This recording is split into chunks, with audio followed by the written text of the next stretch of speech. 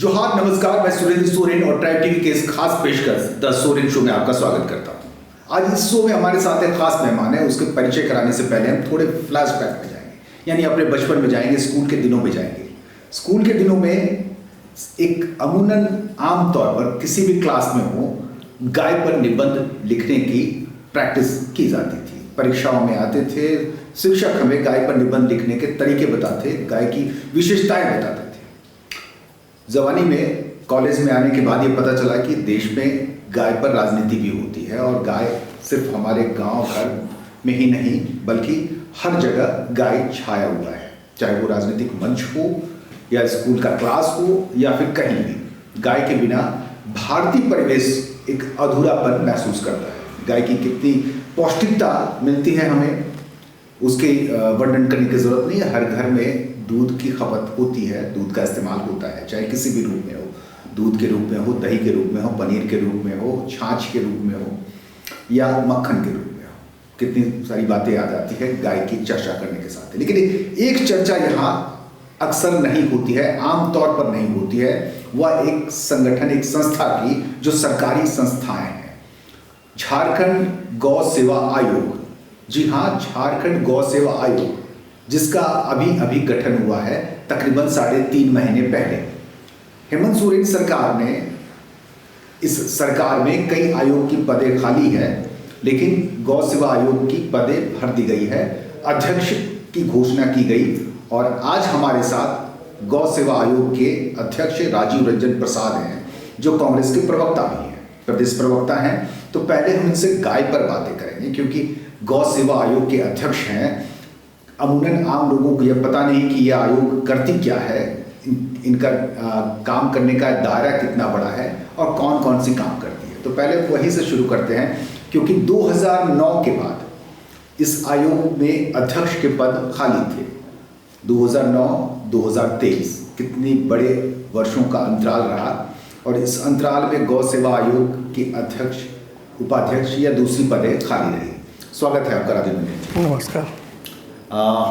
गौ सेवा आयोग 2009 में के बाद खाली थी।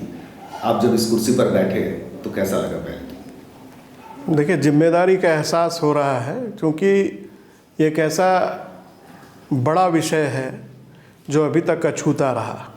विडंबना देखिए कि इस राज्य के अंदर या इस देश के अंदर गौ माता को लेकर के राजनीति, जिसकी आपने चर्चा की अपने इंट्रोडक्टरी स्पीच में, तो राजनीति भी इस प्रदेश के अंदर खूब हुई और उन्हीं लोगों की सरकार थे जिन्होंने इस नाम पर राजनीति की। लेकिन इस पूरे आयोग को पूरी तरह से डिफंक करके छोड़ दिया। ये महागठबंधन सरकार की संवेदनशीलता थी कि हम जो कहते हैं वो करते हैं, हम हर बात पर राजनीति नहीं करते, हम काम करने में विश्वास रखते हैं। और यही कारण था कि हमारे आदरणीय मुख्यमंत्री हेमंत सोरेन जी ने, हमारे पार्टी के नेतृत्व ने और हमारे कृषि मंत्री बादल पत्रलेख ने यह निर्णय लिया कि इस आयोग में जो पद है रिक्त, उसको भरा जाए। क्योंकि हेडलेस फैमिली कहीं ना कहीं पूरी तरह से डीरेल हो जाती है। और जो सुविधाएं आज भारत में सनातन संस्कृति, सनातन धर्म की सर्वथा फिर राजनीतिक मंच पे चर्चा तो हो रही है, लेकिन हम कहते भी हैं सनातनी संस्कृति के अनुसार कि गौ माता की सेवा जो है वो 33 करोड़ देवी देवताओं की सेवा है। लेकिन भैया, जब आपके जिम्मे सरकार थी तो आपने तो ये सेवा पूरी तरह से दरकिनार कर दिया और सिर्फ इस नाम पर राजनीति की गई।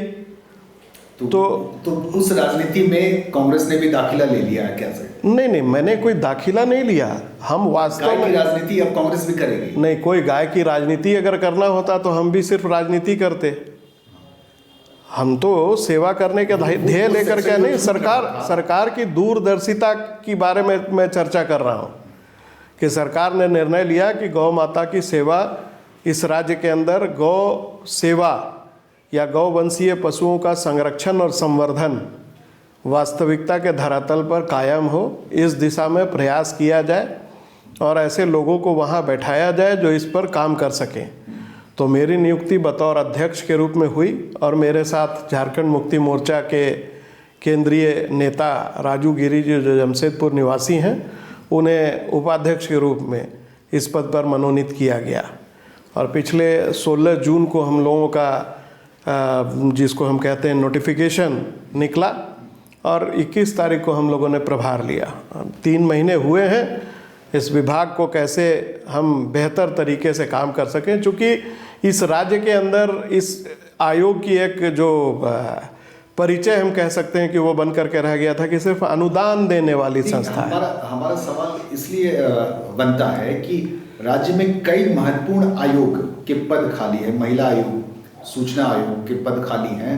उन आयोग के बजाय गौ सेवा आयोग में सरकार का ध्यान जाना, क्या वो गाय वाली राजनीति में जो सेक्शन जो बातें छूट जा रही थी उसे भी शामिल करने की, ताकि कांग्रेस भी ये दावा कर सके नहीं, कांग्रेस का इंडिया गठबंधन भी ये दावा कर सके। हम यही तो कह, सबसे ज्यादा चिंता मुझे है। हमने कभी धर्म को राजनीति का आधार नहीं बनाया।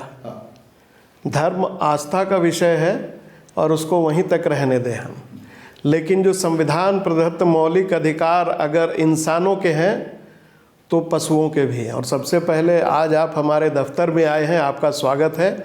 आज विश्व पशु दिवस भी है, तो आपके चैनल के माध्यम से तमाम राज्यवासियों को और पशु प्रेमियों को, गौ पालकों को मैं इस दिन की शुभकामनाएं भी देता हूं। हम राजनीति करने के पक्षधर नहीं हैं, हम सेवा करने के पक्षधर हैं और महागठबंधन सरकार लगातार उस पर ही काम कर रही है। मैंने कहा कि इस आयोग का परिचय एक अनुदान देने वाली संस्था के रूप में था, लेकिन हम इसको कैसे बेहतर बना सके इस दिशा में हम काम प्रारंभ कर चुके हैं और इस पर हम धीरे धीरे आएंगे। लेकिन आपने चर्चा कर दी अन्य आयोगों की, तो जो मामला आप भी जानते हैं कि क्यों उन आयोगों का गठन नहीं हो पाया, क्यों प्रतिपक्ष के नेता के मामले में भारतीय जनता पार्टी अब तक कोई निर्णय नहीं ले पाई। भाई आप भरोसा कर सकते हैं उस बल्ब पर जिसको कल तक आप फ्यूज बताते थे, और आज उसी फ्यूज बल्ब के सहारे संकल्प लेते फिर रहे हैं कि हम इस झारखंड में रोशनी लाएंगे।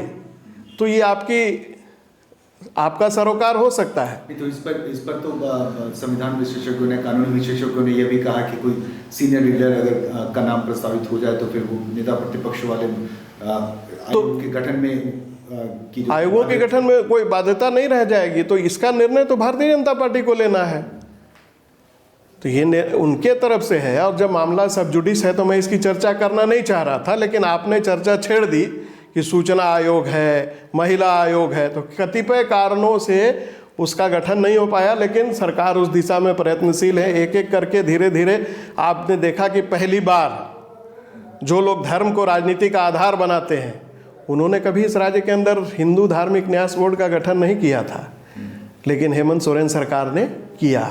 इसीलिए हमारा ध्यान जाता है उसमें कि ऐसे आयोग पर ज्यादा निर्णय लिए गए या उन सब बाकी आयोगों से ज्यादा इन पर ध्यान जा रहा है कि धार्मिक न्यास बोर्ड का गठन हो गया, गौ सेवा आयोग का, अल्पसंख्यक आयोग का भी गठन हुआ है, ऐसा आयोग का भी गठन हो गया, अल्पसंख्यक आयोग का भी गठन हो गया है, अन्य बोर्ड निगमों का भी गठन हो रहा है। लेकिन बात गठन तक ही सीमित नहीं रह जाती है। बात यह है कि जिस विषय को लेकर के इस आयोग का गठन हुआ है उसकी सार्थकता सिद्ध हो। और कहीं ना कहीं इस आयोग का, मैंने कहा कि बार बार ये परिचय आता है कि इस राज्य में सिर्फ अनुदान देने वाली संस्था के रूप में लोग इस आयोग का परिचय जानते हैं, लेकिन हम इसको बेहतर तरीके से किस प्रकार से आगे ला करके काम कर सकें, चूँकि इसकी जो विराट व्याख्या है, जो उपबंध है इसके नियमावली में, स्टैट्यूट्स में, उसको कभी किसी ने लगता है कि इस राज्य के अंदर अध्ययन ही नहीं किया।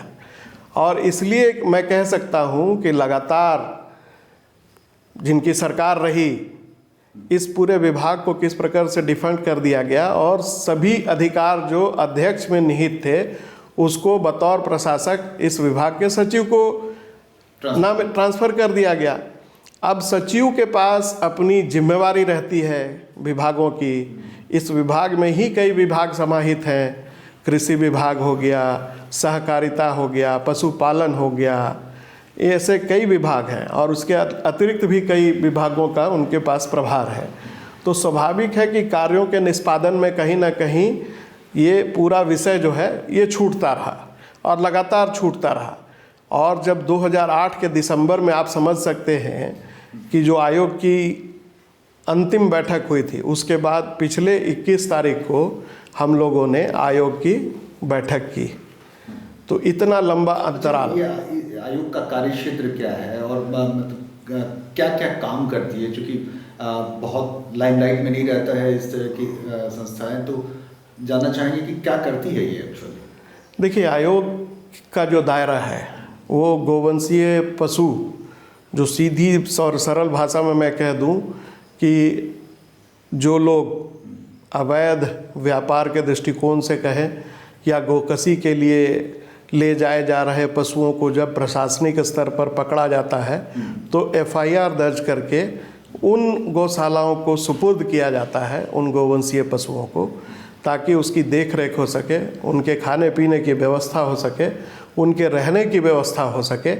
तो इसी का पूरा कार्यभार हम आयोग के स्तर से देखते हैं। उनके भोजन आदि की व्यवस्था, उनके रहने की व्यवस्था, ये सारे जो व्यय हैं वो यहाँ से योजना बना करके उनका क्रियान्वयन होता है गौशालाओं के माध्यम से, उपायुक्त के अनुशंसा पत्र के आधार पर कि हमारे ज़िले में अमुक अमुक थाने क्षेत्र में इन पशुओं को पकड़ा गया, जब्ती सूची के साथ, और उनका पूरा ब्यौरा यहाँ दिया जाता है। इसके अलावा गौशालाओं का निबंधन भी है। अब विडंबना देखिए कि 23 वर्ष से ऊपर हो गए इस राज्य के गठन के, लेकिन अभी तक 8 ऐसे ज़िले हैं, खास करके उसमें दक्षिणी छोटा नागपुर के कई महत्वपूर्ण ज़िले हैं। खूंटी हो गया, सिमडेगा हो गया, आपका इधर लोहरदगा हो गया, गुमला हो गया, ऐसे कई ज़िले हैं जहां अब तक एक भी गौशालाओं का निबंधन नहीं हो पाया था। तो आखिर कौन जिम्मेवार है इसके लिए? हम तो आए हैं, हम लोग लगातार आते के साथ ही हमने गौशाला संचालकों के पदाधिकारियों के साथ हम लोगों ने अपने निदेशालय के स्तर पर बैठक भी किया। उसके बाद आयोग की बैठक हुई और बुझाते हुए आपको हर्ष हो रहा है कि कल फिर पुनः जो आयोग की बैठक में हम लोगों ने जो महत्वपूर्ण निर्णय लिए हैं उनके साथ साझा करने के लिए गौशाला के अध्यक्ष और सचिवों को हमने अपने कार्यालय में आमंत्रित किया है। कल इसी समय हम लोग एक बैठक के माध्यम से उनको आने वाली योजनाओं की जानकारी भी देंगे। तो हमारा जो पहली प्राथमिकता है वो हमारी प्राथमिकता ये है कि गौशालाओं को आत्मनिर्भर बनाया जाए। आत्मनिर्भरता के सरकारी अनुदान पर वो, हाँ, सब कुछ सरकार के भरोसे नहीं हो सकता है। अच्छा। हम कई ऐसी योजनाओं का क्रियान्वयन यहाँ लेकर के चयन करने के बाद उनका क्रियान्वयन की दिशा में आगे बढ़ रहे हैं जिसमें जन भागीदारी भी सुनिश्चित हो। एक छोटा सा ब्रेक ले रुकते हैं राजीव जी, इसके बाद फिर भी इस सिलसिला को आगे बढ़ाते हैं। एक छोटा सा ब्रेक का वक्त हुआ है, यहाँ ब्रेक ले रुकते हैं। ब्रेक के बाद आते हैं तो फिर गाय की राजनीति पर ही बात करेंगे, क्योंकि गौ सेवा आयोग के अध्यक्ष हमारे साथ।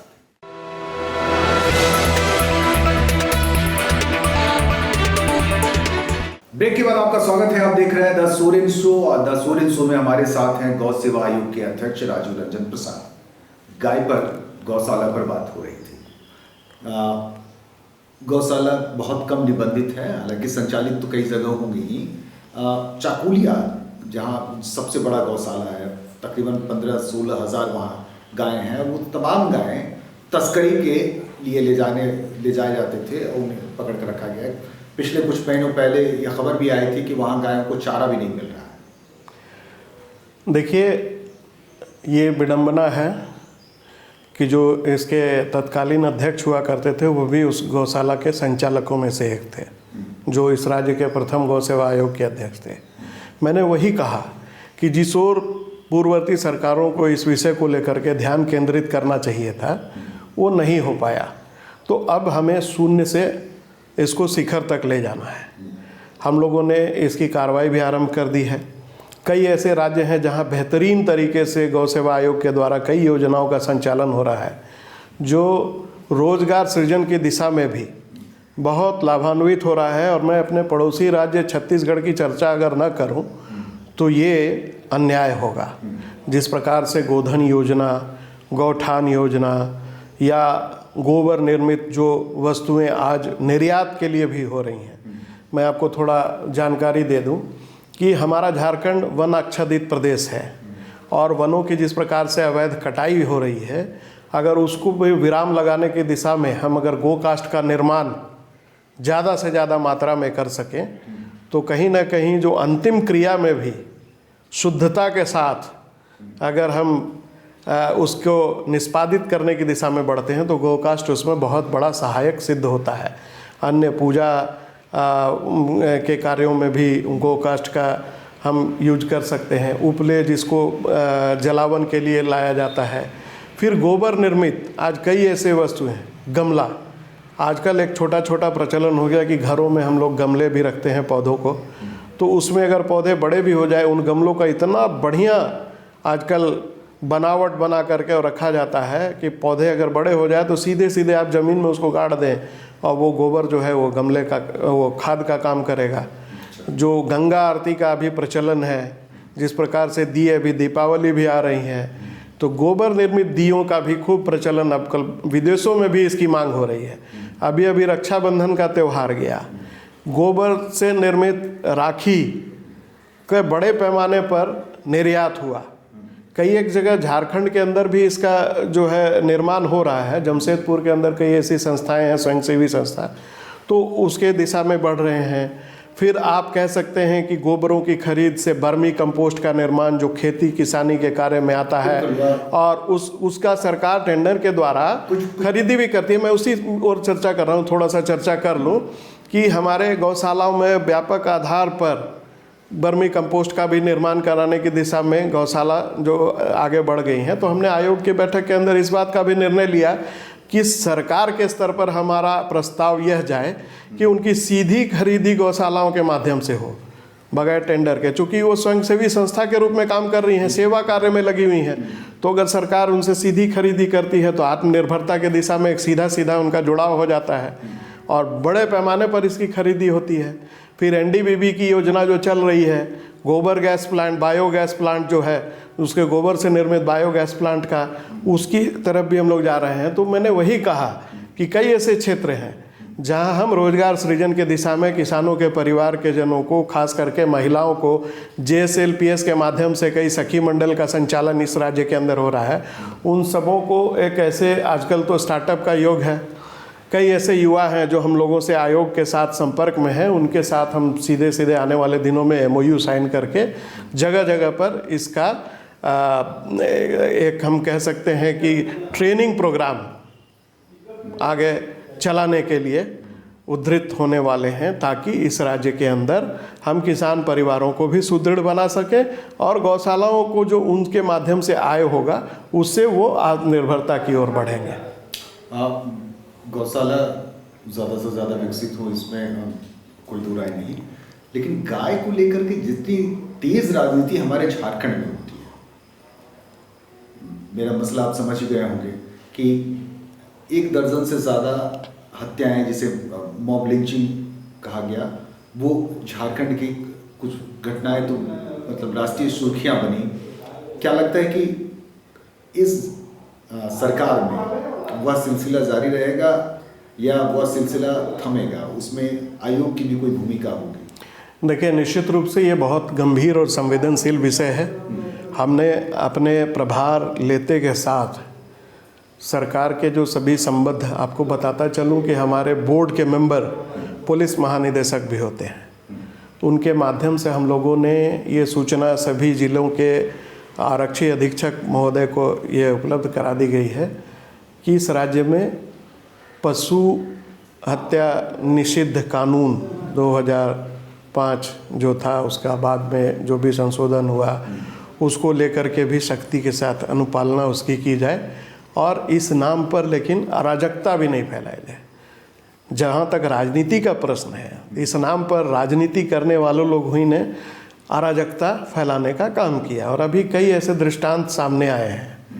अभी हाल के ही दिनों में, जिस दिन आयोग की बैठक थी, धनबाद के अंदर कई मीडिया कर्मियों ने मेरे संज्ञान में इस बात को लाने का भी प्रयास किया कि वहाँ कंटेनर में गाय, गोवंशीय पशु पकड़ा गया है।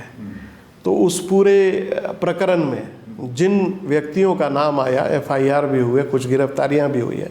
अभी हम लोगों ने अपने अधिनियम प्रदत्त शक्तियों का उपयोग करते हुए उन अभिलेखों को भी मंगवाने का कार्य किया है कि इस प्रकार के वारदातों की पुनरावृत्ति इस राज्य के अंदर कम किया जा सके। और वहाँ स्थानीय पुलिस प्रशासन ने इस पर क्या क्या कार्रवाई की है उसकी पूरी जानकारी हम लोगों ने दरियाफ्त की है। इसके बाद दुर्गा पूजा के ठीक बाद हम और मेरे उपाध्यक्ष और हमारी जो पूरी टीम है गौ सेवा आयोग की, राज्य के अंदर जितने भी गौशालाएँ अवस्थित हैं उनका भौतिक निरीक्षण करने भी जाएंगे। और हम लोगों ने ये सूचनाएं भी जारी कर दी हैं कि जिन पशु चिकित्सकों को हम लोगों ने वहाँ गौशालाओं में जाने और उनका निरीक्षण करने की जिम्मेवारी दी है, इलाज करने की भी सरकार के स्तर पर उनकी जिम्मेवारी लगाई गई है। तो जो प्रशासन के स्तर पर जो पशुओं को पकड़ करके FIR किया जाता है, उन पशुओं को जब वहाँ सुपुर्दगी की जाती है तो समय समय पर उसका भौतिक सत्यापन भी आवश्यक है। कि कई ऐसे दृष्टांत भी आते हैं, आप समझ रहे हैं मेरा इशारा किस ओर है, कि पहले तो पकड़ करके सुपुर्द कर दिया जाता है और बाद में जब भौतिक निरीक्षण होता है तो मामला कुछ और होता है। तो इन सारे विषयों का संज्ञान आयोग ले रही है। लेकिन इस राज्य के अंदर अब इस नाम पर जो फर्जी गौरक्षक बन करके सड़कों पर तांडव करते हैं उन पर भी विराम लगाना आवश्यक है। कानून की अनुपालना हो, राजनीति ना हो। आपके लिए दोहरी चुनौतियां हैं कि एक तरफ आपको अपने प्रदत्त शक्तियों का सदुपयोग भी करना है, दूसरा यह है कि उस पर विधि व्यवस्था की परिस्थिति ना बिगड़े इसका भी ख्याल रखना है। बिल्कुल, वो तो गाय की तस्करी भी रोकनी है और गाय तस्करी के नाम पर हिंसा ना हो ये भी रोकना है। बिल्कुल बिल्कुल, वो तो सरकार में हम लोग हैं तो वो तो हमारी जिम्मेवारी भी है। विधि व्यवस्था संधारण के लिए पुलिस प्रशासन है, पूरा महकमा है कार्यरत, उन पर हम एक मॉनिटरिंग के दिशा में हम लोग काम कर रहे हैं और समय समय पर उसकी हम लोग समीक्षा भी करेंगे। अंदाजन अगर आपके नॉलेज में हो, कितनी गाय की तस्करी का क्या आंकड़ा है? नहीं, अभी आंकड़ा तो दे पाना संभव नहीं है। मैंने वही कहा कि अभी जिले संवेदनशील हैं इस मामले में। देखिए, जहाँ से जो राज्यों को जो जोड़ने वाली जो सड़कें हैं, कहीं ने कहा 2 राज्यों को जोड़ने वाली, वो झारखंड से हो करके अन्य राज्य जाने वाली जो सड़कें गुजरती हैं, खास करके हम ग्रैंड ट्रंक रोड की चर्चा कर लें, GT रोड, उसमें बहुत सारी घटनाएं हैं जो सामने आती हैं। जैसे निरसा के माध्यम से फिर बरही चौपारण होते हुए इधर जिन 8 जिलों की चर्चा कर रहे हैं, आपने देखा कि किस प्रकार से संध्या टोपनो जो पुलिस पदाधिकारी थी उनके ऊपर पशु तस्करों ने गाड़ी चढ़ा दिया था। तो पाकुड़ मतलब जो बांग्लादेश जाने के रास्ते हैं, पश्चिम बंगाल होते हुए ज़्यादातर तस्करी के यही रूट्स हैं। तो इन रूट्स पर रोक लगाने के लिए या नज़र रखने के लिए आपकी कोई संस्था? नहीं, हमारी संस्था नहीं है, उसके लिए हम मॉनिटरिंग करते हैं। हमारे संस्था के द्वारा समय समय पर अभी उस दिशा में, जैसे पशु क्रूरता निवारण समिति हर जिले में SDO के अध्यक्षता में फॉर्म की हुई है, उनके माध्यम से भी जो सूचनाएं आती है उसको लेकर के हम लोग आयोग को जैसे ही पता चलता है उस पर हम लोग दरियाफ्त करते हैं। संबद्ध विभाग से पुलिस प्रशासन हो या जिला प्रशासन हो, उनके माध्यम से जो सूचनाएं हैं उस आधार पर आगे की कार्रवाई की जाती है। लेकिन एक मैंने कहा वही कि राजनीति करना अपना विषय नहीं है, लेकिन अराजकता भी ना फैले ये हमारा पहला प्राथमिकता होगा। इस नाम पर राजनीति ही हुई है इस राज्य में, विराम नहीं लगा, लेकिन उस पर विराम भी लगे और राजनीति भी ना हो। पिछली सरकार ने गोवंशीय पशुओं के वध पर या उसके मांस के खरीद बिक्री पर एक कड़ा कानून लाया। उस कानून के आड़ में कितने निर्दोष भी मारे गए इस बात का भी ख्याल होगा आपको। और उसमें कोई ऐसा नहीं कि किसी एक खास समुदाय के, बल्कि उसके चपेट में कई आदिवासी समुदाय के व्यक्ति भी आए। तो लगता नहीं कि इसके लिए बहुत कड़ा कानून की आवश्यकता नहीं है, बट इतना ज़रूर है कि उस पर नियंत्रण रखने की आवश्यकता है। बिल्कुल बिल्कुल, आपने बिल्कुल ठीक फरमाया। कानून बेहद सख्त है, बस उसके सही रूप से अनुपालना की आवश्यकता है और उसकी मॉनिटरिंग की आवश्यकता है। बस आयोग इसी दिशा में काम कर रहा है कि उसकी सूक्ष्मता के साथ मॉनिटरिंग हो, जिससे इस प्रकार की घटनाओं पर विराम लगे और हमारे राज्य का परिचय गोवंशीय पशुओं के संरक्षण और संवर्धक राज्य के रूप में हो, न कि गोकसी के लिए गोकसी के मामलों में उच्चतर रिकॉर्ड स्थापित करने वाले राज्यों के ऊपर। तो उस विषय पर हम चर्चा करना भी नहीं चाहते। हमारे सरकार का पूरा ध्यान है कि किस प्रकार से कृषक परिवारों को भी हम स्वावलंबी बनाएं, गो पालकों को भी स्वावलंबी बनाएं और गौशालाओं को आत्मनिर्भर बनाएं। अभी उसको लेकर के एक बहुत महती योजना हम लोग लेकर के आने वाले हैं। एक छोटा सा ब्रेक ले लेते हैं, फिर आपकी उस योजना के बारे में सुनते हैं। एक छोटा सा वक्त हुआ है ब्रेक का, ब्रेक के बाद आते हैं तो एक नई योजना सुनते हैं जो गौ सेवा आयोग की तरफ से लॉन्च की जाने वाली।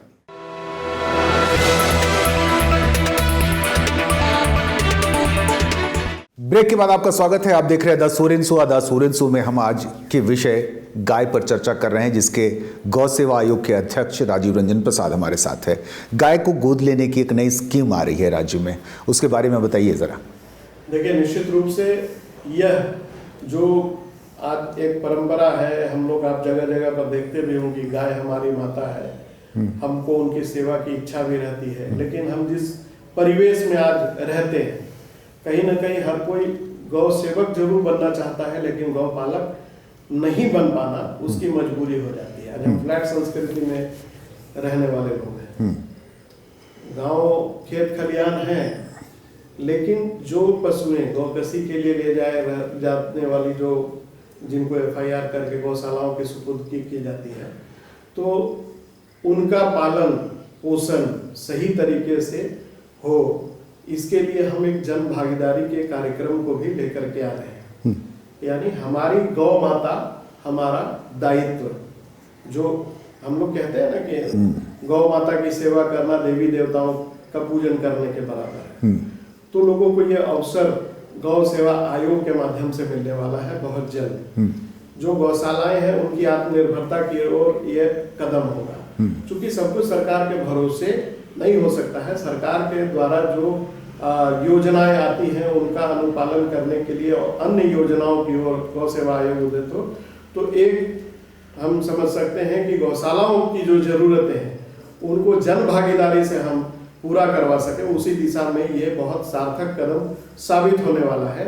ताकि आप देखेंगे कि जो लोग गौ सेवा की इच्छा रखते हो उनको सीधे सीधे गौशाला से जोड़ने का काम ये हम लोग करने वाले हैं, और एक ही दिन में इस योजना को हम लोग पूरे राज्य स्तर पर लॉन्च करने वाले हैं।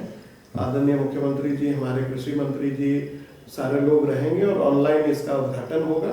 और इनसे, इस माध्यम से जो लोग भी गौ सेवा की इच्छा रखते हो, जिनकी जो कैपेसिटी हो, वो अपने कैपेसिटी पर वो गौ सेवा यानी गायों को गोद लेने का काम करेंगे। एक महीने के लिए 3,000, एक वर्ष, एक अलग अलग श्रेणी में हम लोगों ने इसको बांट रखा है।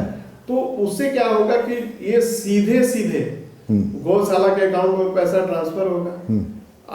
हम जो गायों को गौशालाओं में रखते हैं, उसकी हर एक गाय की एक यूनिक आईडी होती है।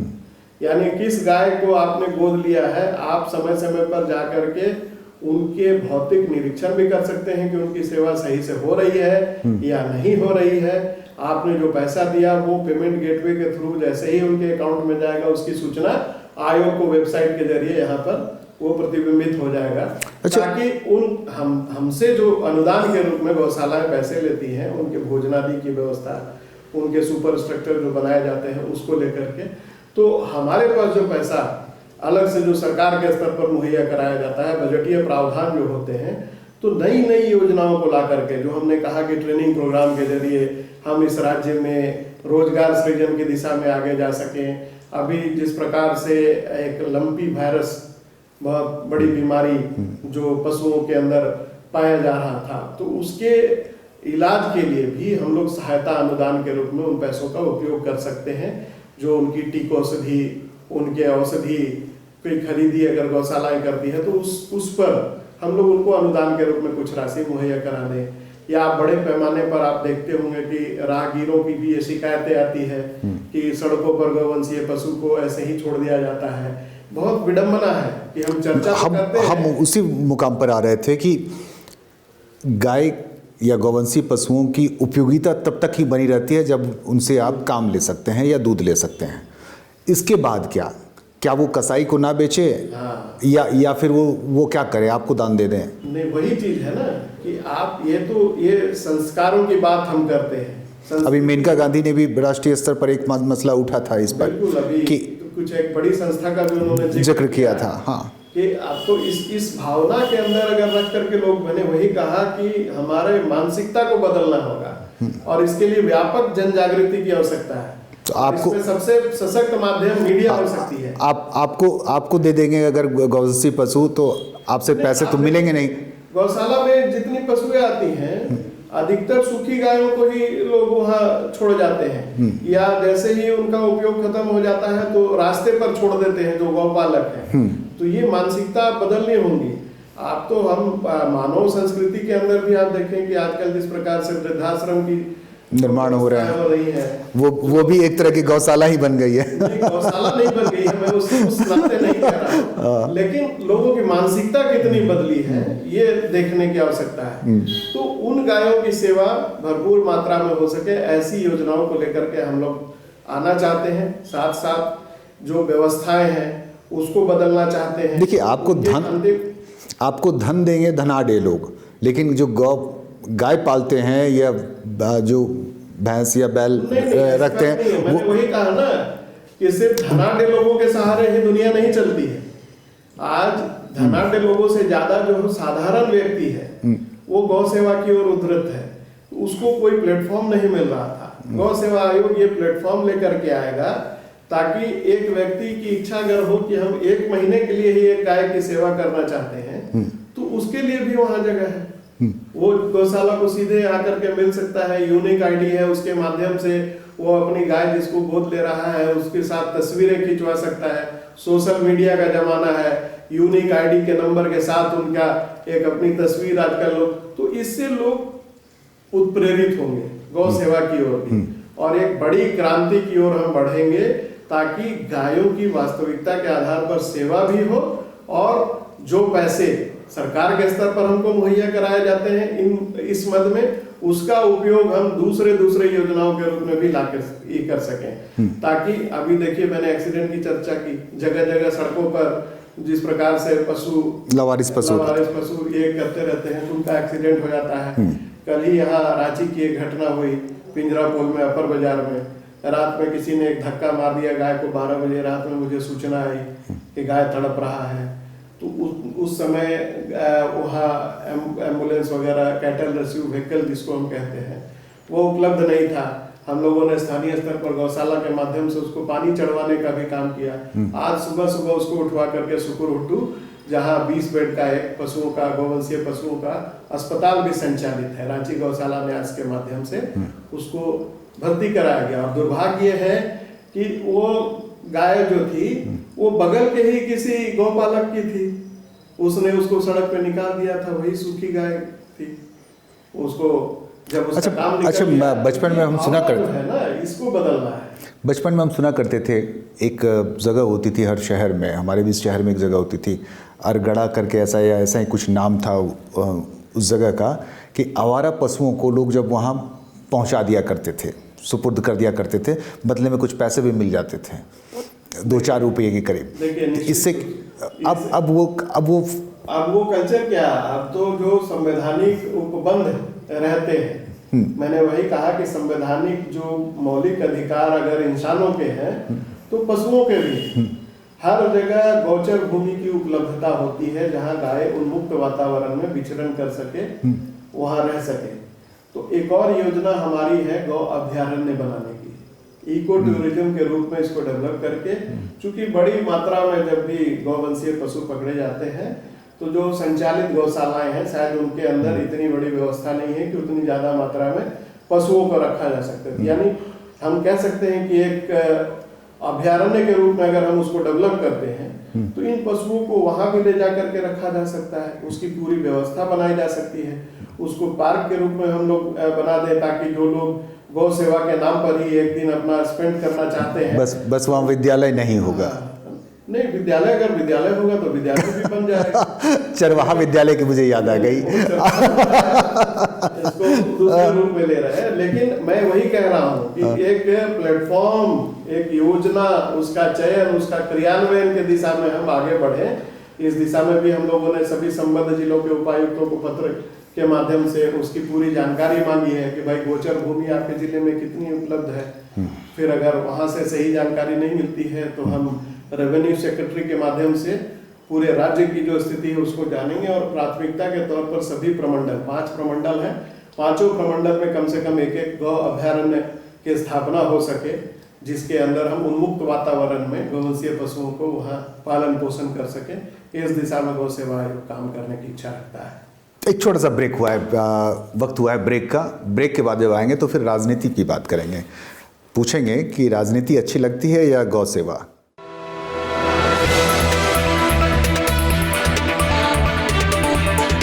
ब्रेक के बाद आपका स्वागत है। आप देख रहे हैं the Soren show. The Soren show के इस खास मेहमान हैं आज के शो के गौ सेवा आयोग के अध्यक्ष राजीव रंजन प्रसाद, जो कांग्रेस के प्रदेश प्रवक्ता भी हैं।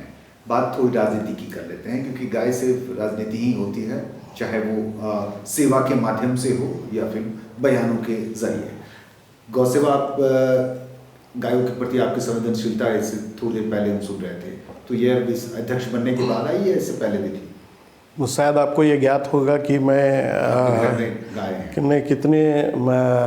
मुझे धर्म और संस्कृति से कितना लगाव रहा है। चूँकि संबंध केवल पत्रकार और नेता का नहीं है, हमारा संबंध एक मित्र का भी है। तो मेरे विषय में आपको ये जानकारी है कि मैं धार्मिक प्रवृत्ति का आदमी हूँ। तो ये आज गौ सेवा आयोग के अध्यक्ष बनने के बाद ही इस ओर में उद्धृत नहीं हुआ हूँ, मैं पहले से ही इस कार्य में लगा हुआ था। ये अलग बात है कि आज प्रभु की माया कहिए या प्रभु की कृपा कहिए कि मुझे ये अवसर मिला है। तो अवसर मिला है तो इसका जितना ज़्यादा लाभ गौ माताओं को मिल सके, इस दिशा में कार्यरत हूँ। झारखंड की राजनीति अब चुनाव की राजनीति की तरफ तब्दील हो रही है। देख रहे हैं मुख्यमंत्री की सभाएं भी हो रही, तो दूसरी तरफ संकल्प सभा भी हो रही है। बाबूलाल मरांडी की संकल्प सभा कितना आपके समीकरण को बदल पाएगी? देखिए, कुछ नयापन होता तो कोई बात की जा सकती है। एक ऐसा व्यक्ति जो जिसके लिए आज पूरा मेहनत कर रहा है, उस व्यक्ति को के बारे में उनकी क्या राय थी, ये आपसे बेहतर कोई नहीं जानता। ये राज्य की जनता भली भांति जानती है। तो वही मैं कह रहा हूँ कि काठ की हांडी बार बार नहीं चढ़ती है। टेस्टेड लोग हैं और उनकी क्या भावना थी, क्या राय उन्होंने कायम कर रखी थी, कि इस भावना से जनता के बीच जाते थे। और आज वही, अब ये अलग बात है कि कुतुब मीनार से कूदने के बाद शायद ये असर हो गया हो कि पिछली बातों को वो बिसरा दिए हों और नई बातों को लेकर के जा रहे हैं। तो मुझे नहीं लगता कि झारखंड की जनता, वो भी ढो करके लाए गए भीड़ जो दिखाया जा रहा है, इन संकल्प उनको लेना पड़ रहा है अपने पार्टी के प्रति समर्पण को लेकर के। जनता का संकल्प इसमें कहीं भी दिखाई नहीं देता। जनता जान रही है कि प्रतिकूल परिस्थितियों में भी महागठबंधन सरकार के द्वारा जो कार्य किए जा रहे हैं वो बरसों से नहीं किए गए थे।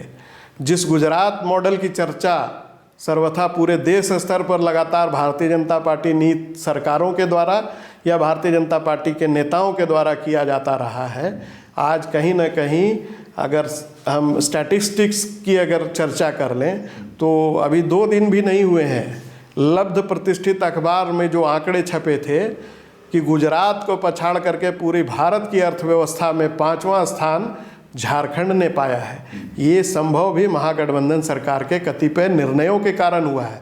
यही कारण है कि जनहितैषी जितनी योजनाओं का चयन हो रहा है या जनता के हित में जो भी निर्णय लिए जा रहे हैं उसका प्रतिबिंबित होना सड़कों पर स्वयं जनता आकर के सरकार का महिमा मंडन करने लगती है।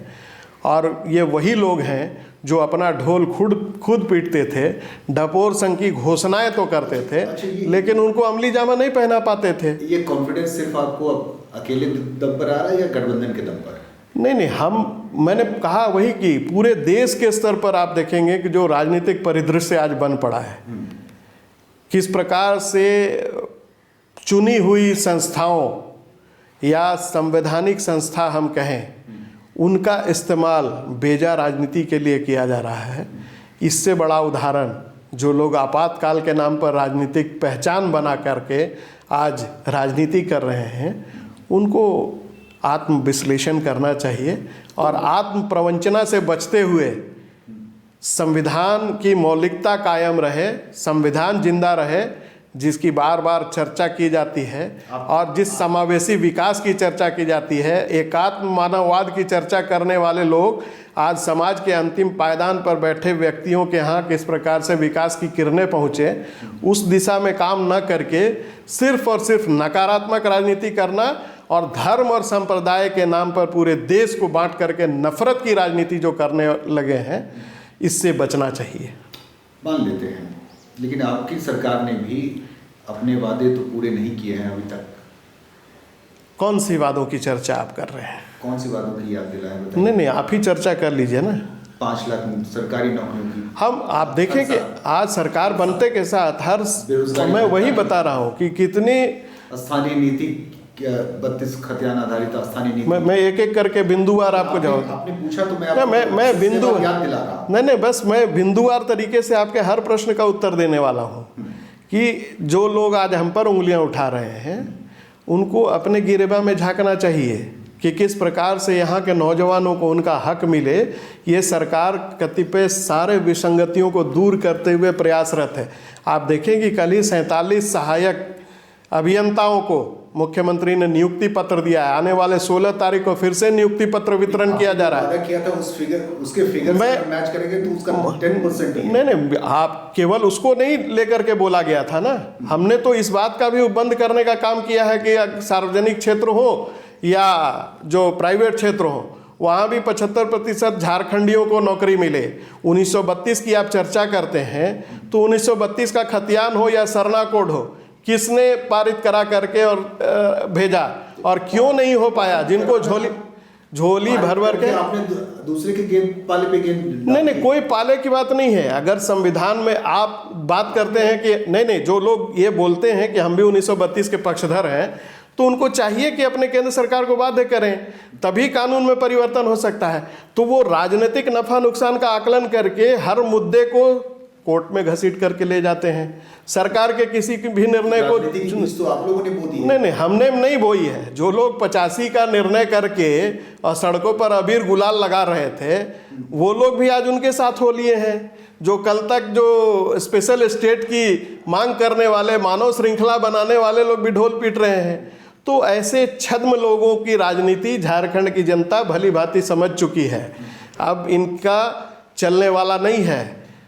लोग देख रहे हैं कि किस प्रकार से तमाम जो नियुक्तियों की प्रक्रिया है, उनमें जो विसंगतियां थी, आज तक नीति निर्धारण नहीं हो पाता था, उनको दूर करते हुए अस्थाई नियुक्ति लोगों को किस प्रकार से मुहैया हो, उस दिशा में महागठबंधन की सरकार काम कर रही है, ताकि फिर से कोई झंडा लेकर के लंबरदारी करने के लिए मोराबादी मैदान में उपस्थित न हो जाए, जो इन्होंने किया था।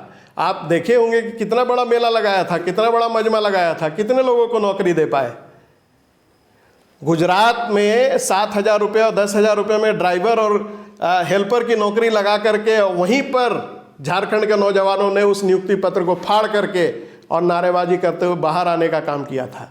ये नहीं था कि सरकारी व्यवस्था में सरकार ने भी नियुक्ति पत्र बांट रहे हैं, लाखों को बांट रहे हैं। हम तो उनको स्थायी नियुक्ति दे रहे हैं। कोई ऐसी बात नहीं कर दे रहे हैं जो उनको फिर से के झंडा लेकर के जिंदाबाद और मुर्दाबाद की राजनीति में उलझना पड़े। अस्थाई से हमारा संबंध सरकारी से नहीं है। जहां भी नियुक्ति हो अस्थाई रूप से हो, तो कि कितने दिन अस्थाई रहते हैं वो ठीक है। आप देखिए, हम भी यही हैं, आप भी यही हैं। पहली बार आप देखें कि किस प्रकार से डॉक्टरों की नियुक्ति हुई, आयुष चिकित्सकों की नियुक्ति हुई, इंजीनियर्स की नियुक्ति हो रही है। हर कोई ऐसा महीना नहीं होता है जब नियुक्ति पत्र का वितरण नहीं हो रहा है। अब ये विपक्षियों को नहीं दिखाई दे रहा है, तो इसको दिखाने का काम तो आपको करना चाहिए। शायद देख रहे हो, हाँ, और या ना देख रहे हो तो यहाँ से देख लें। बहरहाल कांग्रेस अगर 2024 में जेएमएम से अलग चुनाव लड़ती है तो क्या होगा? नहीं, ऐसी कोई बात जिसके बने हाइपोथेटिकल क्वेश्चन का जवाब ही नहीं दिया जा सकता है। नहीं, महागठबंधन भी रखा होगा। नहीं, प्लान बी और प्लान ए की बात ही नहीं है। जब हम इंडिया गठबंधन के रूप में काम कर रहे हैं और माननीय मुख्यमंत्री जी इंडिया गठबंधन के हर बैठकों में उपस्थित होकर के उनको समन्वय समिति के सदस्य के रूप में चुना गया है, ताकि आने वाले दिनों में इंडिया गठबंधन के संदर्भ में जो भी महत्वपूर्ण निर्णय लिए जाएंगे उसमें वो भागीदार होंगे। वो हमारे नेचुरल एलाई हैं। हम लोग एक पुख्ता मजबूती के साथ इस राज्य के अंदर सरकार चला रहे हैं। वो नेचर बीच में टूटा भी था। नहीं, ऐसी कोई बात नहीं है। मुझे नहीं लगता है कि ऐसा कोई आपको दृष्टांत देखने में आया होगा। तो बीजेपी के साथ हेमंत सोरेन को सरकार बनाने की नौबत क्यों आई थी? नहीं, वो तो पहले की बात है। जब भविष्य की तो खैर राजनीति में वैसे आपका कहना बिल्कुल ठीक है कि समय और परिस्थिति के अनुकूल राजनीतिक गठबंधन हुआ करते हैं, लेकिन अभी तो फिल वक्त हमारा राजनीतिक गठबंधन पूरी मजबूती के साथ इस राज्य के अंदर काम कर रहा है। कहीं कोई संशय का वातावरण है नहीं। हम तो पूरी मजबूती के साथ राज्य के हित में, जनता के हित में काम कर रहे हैं, निर्णय ले रहे हैं। तो फिर हम हाइपोथेटिकल क्वेश्चन का जवाब क्यों दें? भविष्य को भविष्य पर छोड़ दें। हाँ, छोड़ देते हैं। चलिए, बहुत बहुत शुक्रिया राजीव रंजीत जी आपका इस शो में आने के लिए और बात करने के लिए, क्योंकि ख़ास तौर पर हमने गायक पर चर्चा की जिसके आयोग के आप अध्यक्ष हैं। राजनीति तो हमने यूँ छेड़ दिया क्योंकि राजनीति करते करते ही आप यहाँ इस पद तक आए हैं, चूँकि पार्टी के आप प्रवक्ता भी हैं।